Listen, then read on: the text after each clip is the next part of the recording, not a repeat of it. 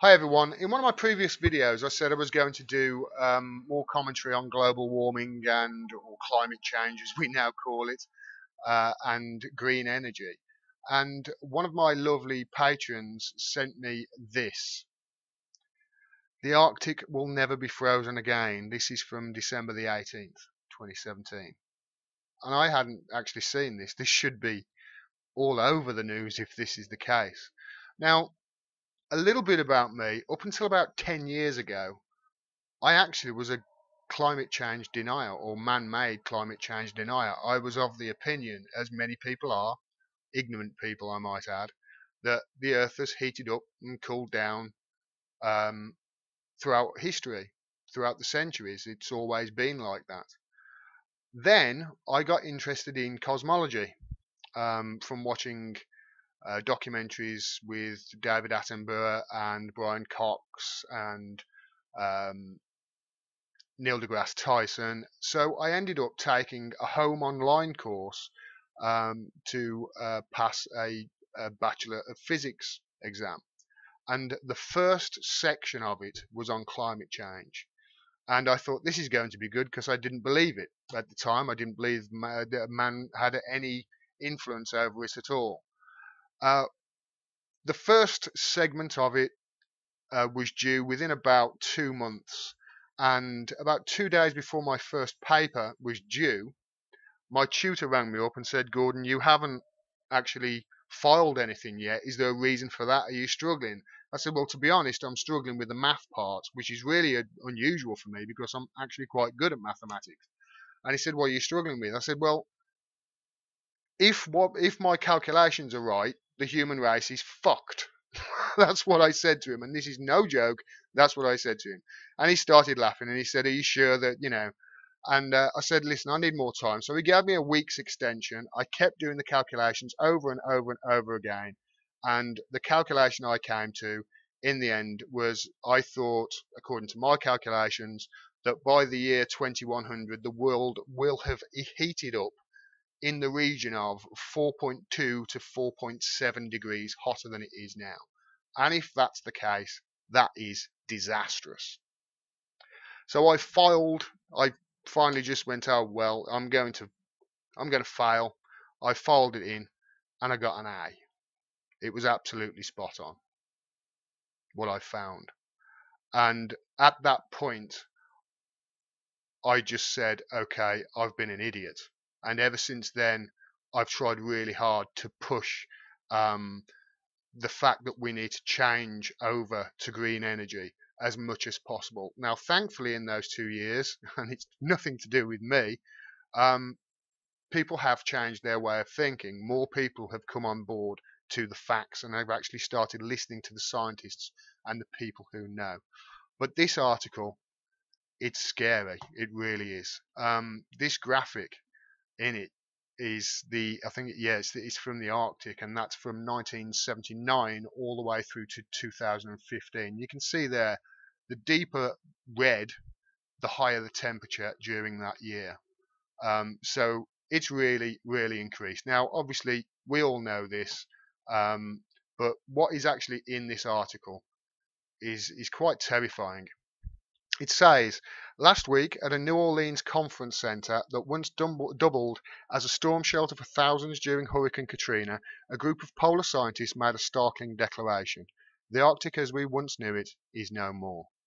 The region is now definitely trending towards an ice-free state, the scientists said, with wide-ranging ramifications for ecosystems, national security, and the stability of the global climate system. It was a fitting venue for an eye-opening reminder that, on its current path, civilization is engaging in an existential gamble with the planet's life support system. In an accompanying annual report on the Arctic's health titled Arctic shows no sign of returning to reliably frozen region of recent past decades, the National Oceanic and Atmospheric Administration, which oversees all official US research in the region, coined the term New Arctic. So we're moving into a New Arctic period where it's got no ice. Okay, this should be scaring the shit out of everybody, and it should be on the news everywhere, in my opinion. The article goes on to say, in an interview with NPR, marine scientist Jeremy Mathis, director of NOAA's Arctic program, went a step further. When it comes to the Arctic, Mathis said, there is no normal anymore. The environment is changing so quickly in such a short amount of time that we can't quite get a handle on what this new state is going to look like. Now, what that says to me is all of these models that we've been having over the last 5 to 10 years that everybody is saying, oh, well, they've been wrong in the past, actually says to me that these models are actually underestimating just how bad things are going to be. It goes on to say, using 1,500 years of natural records, that's 1,500 years it's gone back, compiled from lake sediments, ice cores and tree rings as context, the NOAA report says the Arctic is changing at a rate far beyond what's occurred in the region for millennia. The rate of change is unprecedented in at least the last 1,500 years and probably going back even further than that, Mathis said. Not only are we seeing big changes, we're seeing the pace of that change begin to increase. The effects are being felt further afield too. We're fairly confident now, Mathis said, that the warming Arctic is creating conditions where more extreme weather events are beginning to show up in North America. For example, separate research published earlier this month found a robust link between dwindling Arctic sea ice and the expanding risk of California drought. Now, it's not just the droughts either. Scientists have been saying this now for quite some time. We are going to see extremes in weather, and this is why we don't use the term global warming anymore. Even though the globe is warming up, we don't use the term global warming simply because right-wing nutcases take a fucking snowball into the Senate and say, look, it's cold outside, like an idiot. We use climate change because we're going to see the upper end and the lower end get even worse. We're going to see even further extremes of weather, and you've seen it in all the hurricanes, for instance, in the last year or two, in Texas and all the places in America that we've seen it, and in the Bahamas and places like that. The hurricanes and the storms and the tropical storms that were once, a 1 in 100 year occurrence are now happening every 6 or 8 weeks or something during the hurricane season. The article goes on. The loss of the old Arctic is as close as humanity has come so far to irreversibly transforming its planet into something fundamentally different than what has given rise to civilization over the past 10,000 years. This is a terrifying transition and one worth mourning, but it's also a reminder that our path as individuals and as a society is not fixed. If the Arctic can change this quickly, then so should we. And this is absolutely true. We have to stop arguing whether this is happening or not, because the overwhelming amount of evidence shows that it's happening and it's going to be disastrous. It's as simple as that. It's going to be disastrous. For instance, this article Amala also sent me. Thanks so much, Amala. You've been great. Top climate scientist, humans will go extinct if we don't fix climate change by 2023. It doesn't mean we're going to go extinct by 2023. It just means that's basically what we've got to, when we've got to fix it by, when we've got to come up with some sort of, or rather not come up with, but implement a plan to actually fix the issues that we've caused ourselves. In that article, it says a top climate scientist is warning that climate change will wipe out all of humanity unless we stop using fossil fuels over the next 5 years. In a recent speech at the University of Chicago, James Anderson, a professor of atmospheric chemistry at Harvard, warned that climate change is drastically pushing the Earth back to the Eocene epoch from 33 million BCE, when there was no ice on either pole. Anderson says current pollution levels have already catastrophically depleted atmospheric ozone levels, which absorb 98% of ultraviolet rays, to levels not seen in 12 million years. 12 million years. This article in National Geographic: by 2100, deadly heat may threaten the majority of humankind, or womankind, as Justin Trudeau would like to say, or personkind, or whatever it is. Up to 75% of people could face deadly heat waves by 2100 unless carbon emissions plummet. This is what I found 10 years ago when I did my degree. This is what I found. If we carry on the way we're going, by 2100,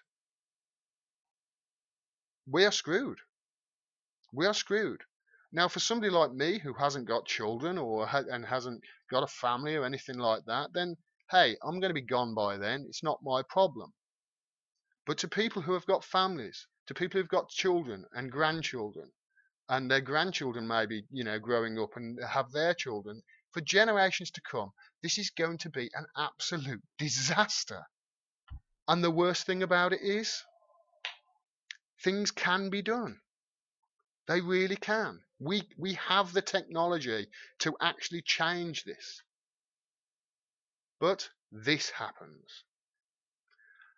Not only does Donald Trump pull out of the Paris Climate Agreement, which, to be honest, was no big deal. It was a big deal in that it signaled the US's real. The US basically said, listen, we're not going to do this. We're not going to be paying for other countries or helping, blah, blah, blah, blah, blah.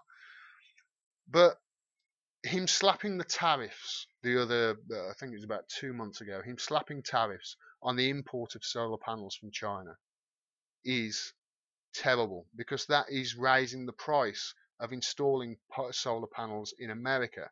Even with the tariffs put on the import of solar panels from China, they're still way cheaper than any that could be manufactured in the US. So the imports are still going to happen because it's still going to be cheaper. However, not as many are going to happen because the price is going to be way higher than it actually should be. These tariffs that he's put on, the reports are saying, and this article says, Trump's decision to impose a 30% tariff on solar energy will cost the US around 23,000 jobs and risks slowing the growth of clean energy.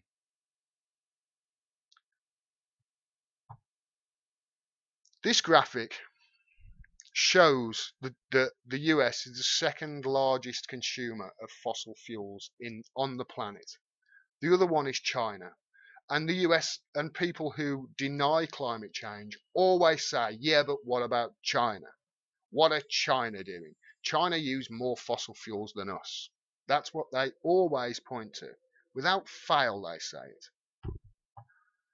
Well, let's have a look how much solar energy, and this is just solar energy we're looking at, is used in the United States.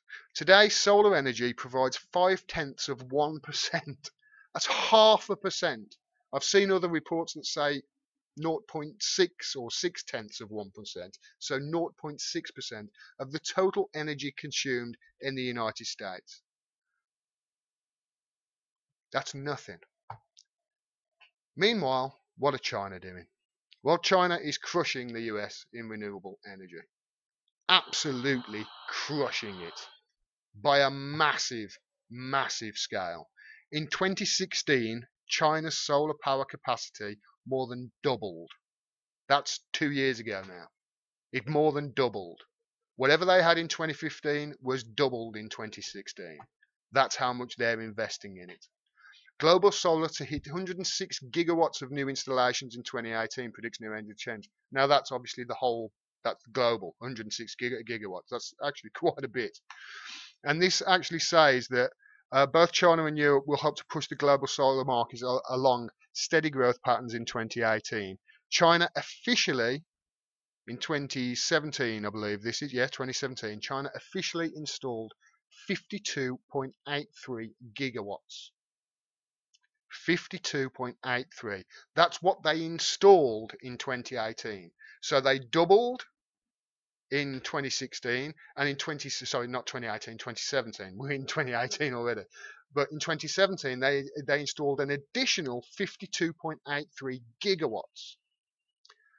The US at the end of 2016, in total, had just over 40 gigawatts.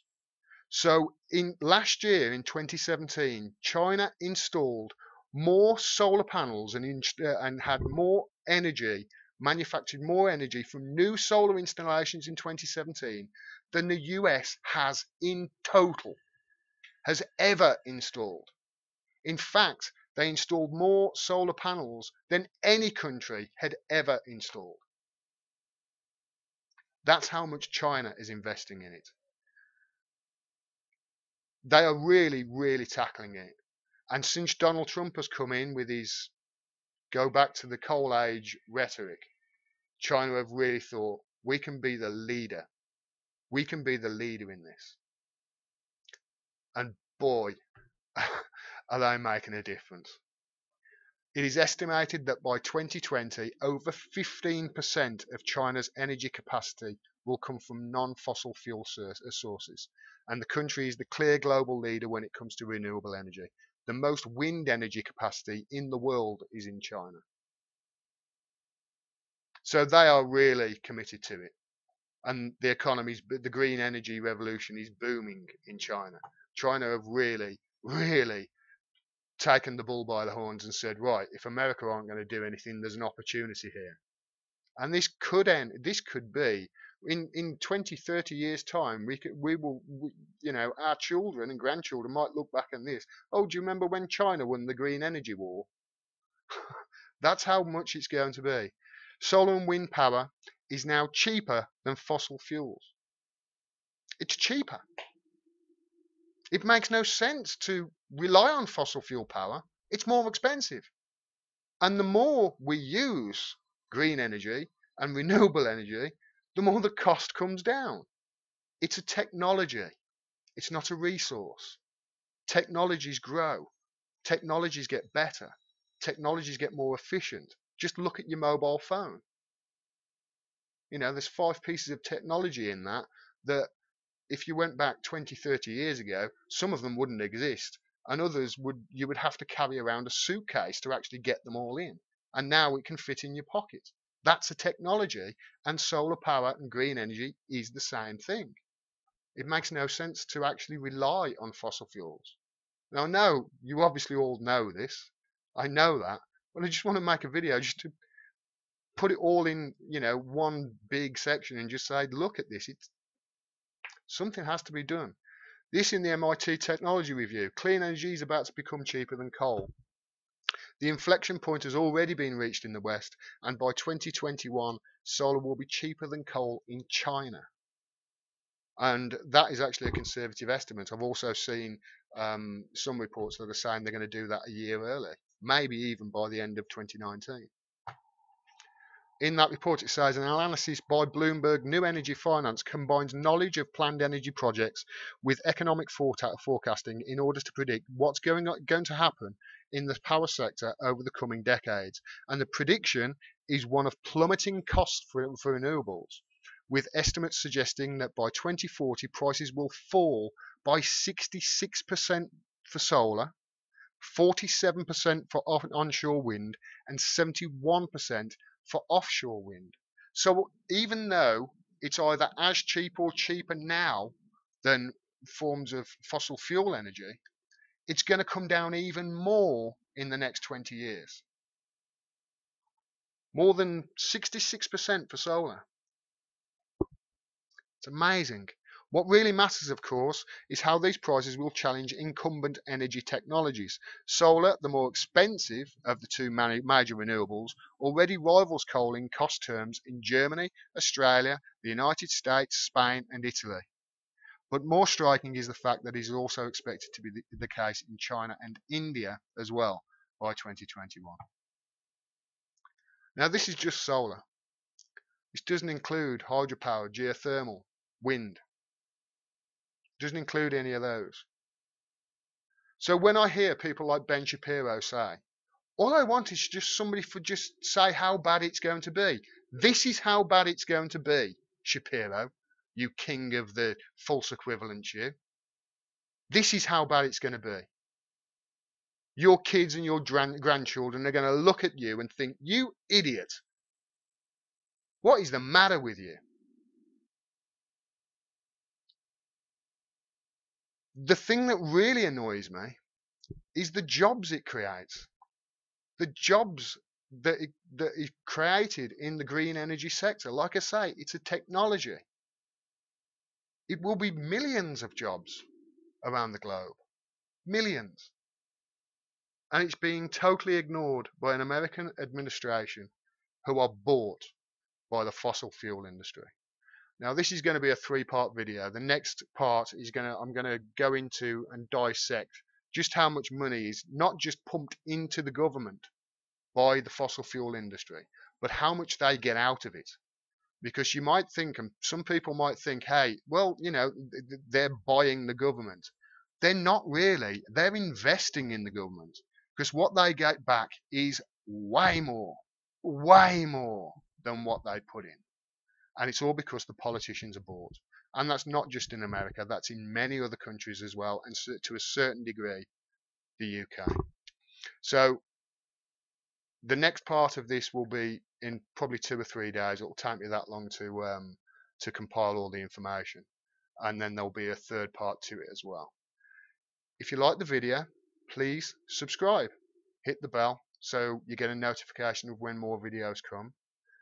And I want to say a thank you to everybody that has bought the book, and I want to say a thank you to the patrons who have generously, invested in me. I'm really humbled by it. I don't actually get any advertising from YouTube yet, and it probably won't happen for the next 2 or 3 weeks. If it does happen, my channel is not actually part of the advertising at the moment. They're doing big changes. So I'm not sure whether that's going to happen. So the only thing I can rely on is you guys. And I really appreciate that. So thank you very much. And until next time, take care and spread the word. Peace.